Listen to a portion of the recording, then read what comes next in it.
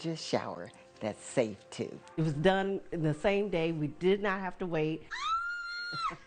It is amazing. Time is running out to take advantage of this special offer. When you call right now, we're waiving all installation costs with our Christina Across America offer and no interest and no payments for up to 1 year. Call now to schedule your free, no-obligation in-home design consultation. You can create your new bath or shower customized just for you, installed in just 1 day from the most trusted name with Jacuzzi Bath Remodel. Call now.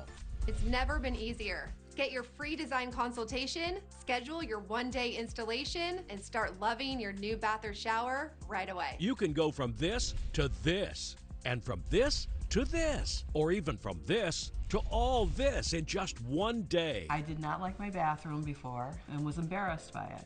Yes. This is unbelievable. It is stunning. I can't believe it.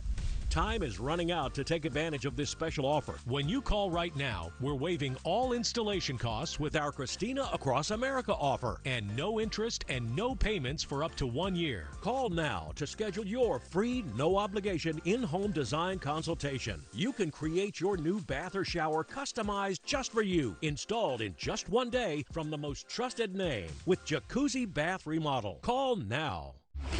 NetCredit is here to say yes, even when other lenders won't. Apply online in minutes and get funds deposited the next business day or sooner. NetCredit. Credit to the people. Probably saw this in the break, that Lindsey Graham, as this War Powers vote's going on, tried to get away from Joe Khalil and other reporters, but he's having a hard time doing it. Let's watch this live. That's the dumbest question. Why do we not need regime change? Declared state of war. Anytime you kill a soldier at war, go tell the families of the victims of the IED we're not at war with Iran. It's an undeclared state of war. Tell the Marines, 220, we're not at war. We're at war with Iran. We've been at war for a long. They've been at war with us. We're finally at war with them. It's an undeclared state of war. I'm glad we're finally taking this regime on. We negotiated with nothing to show for it. This guy. The U.S. shouldn't authorization. My question is about what comes next and regime. You've said we shouldn't play a role in whatever government comes next. Up to the Iranian people. It's not my job to fix Iran. It's my job to deal with the threats coming from Iran toward our country. I want to help the Iranian people. They choose, not us. It's their decision. Well, Colin Powell was wrong. This is not a consignment shop. You break it, you own it, that's BS. You break it if it's a threat to us. We're attacking Iran because they're a threat to us. Hope constitute a new government. Here's what I predict. It'll be better. To suggest they're out in the streets to be like the Ayatollah is offensive to them. To say that these people have been want more of the Ayatollah is offensive to them. There's zero chance that the Ayatollah would ever be a friend of America, would give up his ambitions to be a religious Nazi. The people that come after, you're going to go from zero to, I think, a much better chance. So this idea we can't defend ourselves unless you take over a country is BS. All right. I'm not sure, Connell, if you're still live with me, but we're going to just walk back. That was unusual to do live, but we wanted to catch Lindsey Graham. Okay, we wanted to catch him and just sort of finish that conversation because what he was saying now, he just finished the vote. The vote appears to be going down now. It's going to fail. And you just heard him there. There is no senator out of 100 that is more pro-striking Iran and continuing this war than Graham. We asked him several questions about this. Most questions that we were asking him were about, whether there is a strategy about what comes next. I was asking him, whether the U.S. has a responsibility if we're going to remove the regime in Iran to sort of help facilitate what comes next. He said absolutely not. He also basically slammed any Democrat that says that right now Congress should be the one that controls whether or not President Trump authorizes more strikes in Iran, which is effectively what this vote was about. And again, I do want to stress Senator Graham is #1 out of 100 ranked when it comes to being hawkish on Iran. We were looking at the vote totals before we just chased Senator Graham down this hallway. It does appear, at least right now, as though this is going to be a party line vote. For Democrats, they losing Fetterman. Republicans are losing Rand Paul. So you trade those two, and Geraldo is exactly right on his vote count. If that holds, then this resolution is going to go down. We didn't really expect, even if it did pass, Connell, President Trump was going to sign it and then come back to Congress and ask for authorization to continue strikes in Iran. But it is going to be, as we've been talking about, an important measure of where each senator is right now.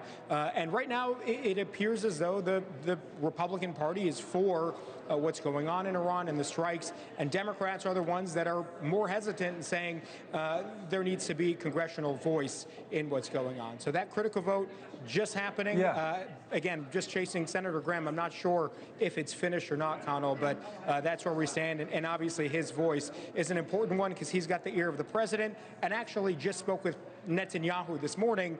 Graham says Netanyahu's moving forward full bore here in this campaign, too.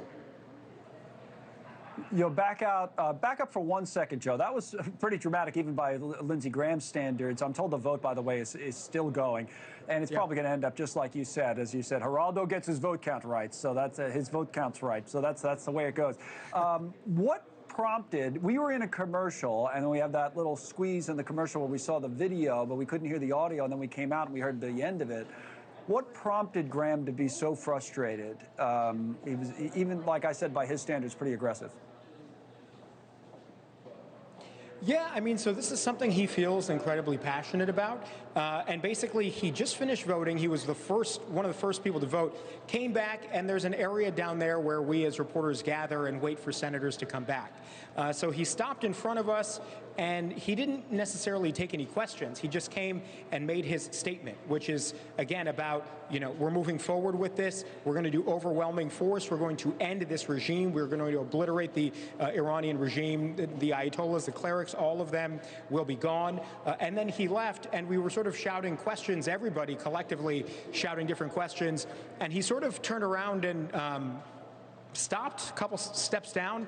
I didn't think he was offended. I think he just feels passionately. And when we were pressing him on, several different questions about what comes next, is there a strategy? Could this devolve into boots on the ground, which is an obvious concern for Democrats and for others? And he sort of just very, passionately said, absolutely not. We're going to continue to strike. He says the U.S. is going to continue to move forward, and whatever it takes, however long it takes. And we asked him earlier how long might be too long for the president to move forward without congressional authorization. If this goes into months, do you reconsider your position? He said absolutely not. It doesn't matter how long it takes. What matters is the goal, which is to eliminate the Iranian regime, eliminate all of their capabilities, and do that by any means necessary. So obviously you can hear the passion in his voice there. Yeah. It'll be interesting to see if all Republicans feel that way, because like you said, Lindsey Graham's on one spectrum when it comes to Iran compared to a lot of other people. But great job, my friend Joe Khalil, chasing people down, whatever it takes. You're doing whatever it takes there in the hallways of the Capitol. As we continue from here in the Middle East today, we've got a lot more coming up. These strikes on Iran, of course, continue, but how long can they continue? How long can the United States weapons stockpile last? That and more with a Navy veteran. Next.